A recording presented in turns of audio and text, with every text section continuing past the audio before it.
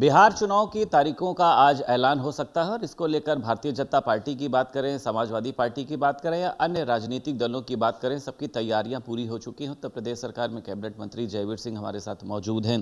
बिहार चुनाव पर एसआईआर भी आई और ये खुद चुनाव आयुक्त ने कहा कि बहुत बेहतर काम वहां पर किया गया है, लेकिन विपक्ष ने आप लोगों को घेरने का भी प्रयास किया है। क्या लगता है बिहार का इस बार सर? देखिए, एक एसआईआर के साथ एक बेहतरीन पारदर्शी मतदाता सूची के साथ बिहार के चुनाव होने जा रहे हैं।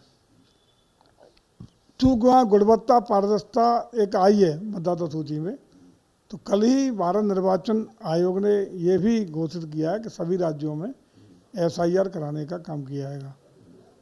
हमें लगता है कि चूँकि 22 नवंबर से पहले पहले बिहार के चुनाव संपन्न होने हैं, सरकार का गठन होना है, तो आज से कल तक यथाशीघ्र आचार संहिता प्रभावी हो जाएगी, चुनाव की तिथियां घोषित होंगी, साथ ही साथ आचार संहिता प्रभावित हो जाएगी।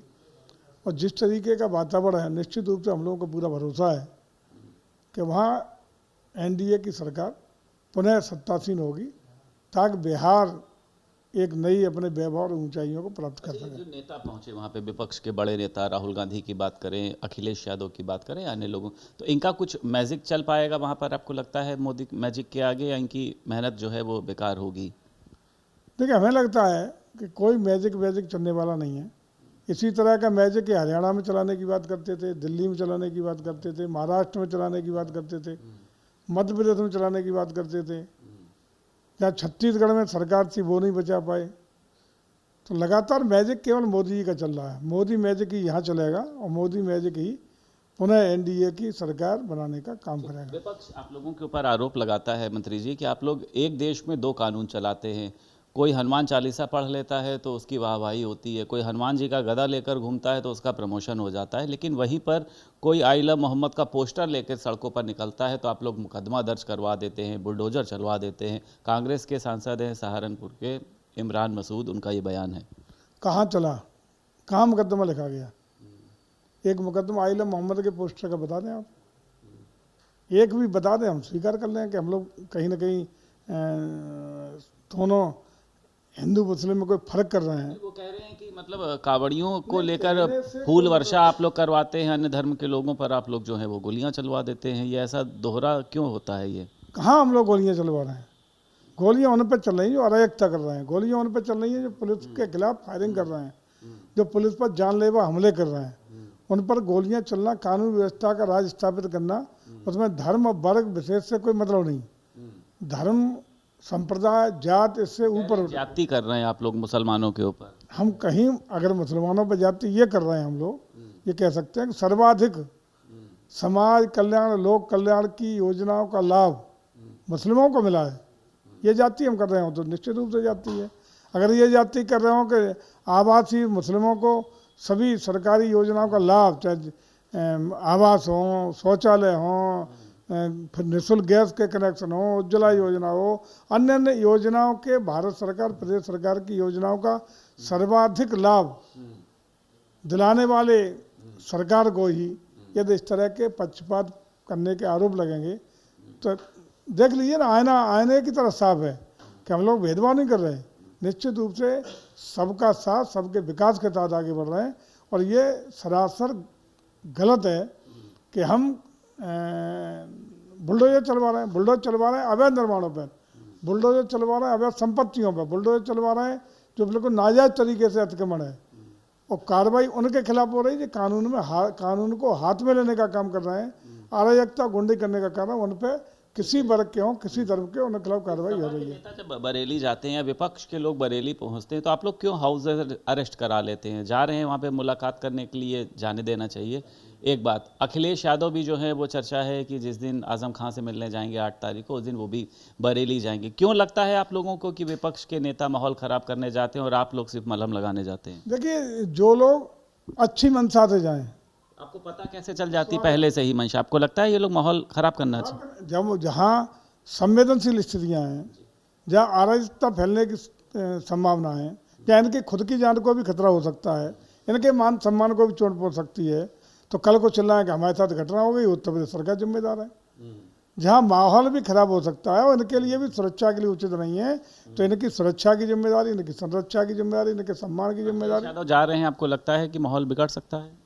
नहीं, जहाँ मिलने जा रहे हैं वहाँ हमें तो कोई आपत्ति है नहीं, लेकिन नहीं, लेकिन अगर बरेली वो रुकते हैं, वहां पर पहुंचते हैं, मिलते हैं किसी से, तो आपको लगता है माहौल बिगड़ सकता है? या ये डिपेंड करता है, ये डिपेंड करता है कि किन क्षेत्रों में जाना चाहते हैं, किन लोगों के बीच जाना चाहते हैं, किन कारणों से, किन परिस्थितियों में जा रहे हैं, उसका मकसद क्या है, उसके बाद वहाँ की परिस्थितियाँ, इंटेलिजेंस की रिपोर्ट्स क्या हैं, उस आधार पर सरकार निर्णय लेती है। ये 9 अक्टूबर को मायावती एक बहुत बड़ी रैली करने जा रही हूँ, बताया जा रहा है बहुजन समाज पार्टी का एक बड़ा शक्ति प्रदर्शन होगा, दलित, पिछड़े तमाम लोग मौजूद रहेंगे।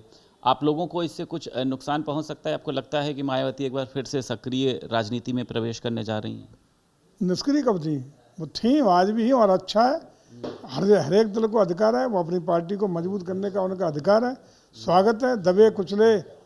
दबे कुचले शोषित पीड़ित की आवाज़ उठाने का काम मायावती जी करें, अच्छी बात है, करना चाहिए। ठीक है, इस बार कौन सा वर्ल्ड रिकॉर्ड आप अयोध्या में मनाने जा रहे हैं आने वाले समय में दीपावली? तीन नए रिकॉर्ड। नंबर 1 दियों की संख्या में, नंबर 2 11, अभी तक हमारा 500 ड्रोन का था, 1100 ड्रोन। नंबर 3 सरयू के तट पर 1251 आरती के दिए एक साथ, दियों के साथ आरती होगी। 3 Guinness book of world record नए बनेंगे और भी कई तरह के जो भव्यता, दिव्यता, अलौकिकता को बढ़ाने वाले कई आयोजन, कई प्रारूप हम लोग नए लाने वाले हैं। ये रायबरेली में दलित युवक की हत्या हुई, लेकिन वो बताया जा रहा है कि जब वो वहाँ पर जो लोग मौजूद थे, वो अंतिम समय में वो राहुल गांधी का नाम ले रहा था, लेकिन वहाँ पे भीड़ ने जो है कहा कि हम लोग जो हैं या ये लोग जो हैं ये बाबा वाले हैं। इसको लेकर कांग्रेस आपको घेर रही है कि बाबा का नाम लेकर लोगों की हत्या की जा रही है। राहुल गांधी ने उससे फ़ोन पर भी बात करी है। तो आप लोग तो कानून व्यवस्था की बात करते हैं। कानून व्यवस्था कहाँ खराब है? भीड़ ने पीट कर मार डाला वहाँ। जहाँ जो लोग जिस हत्या में दोषी होंगे, चाहे जो हों, अगर अपराधी है, अपराध हुआ है तो अपराधी को सजा अपराधी की तरह मिलेगी, उचित कार्रवाई होगी।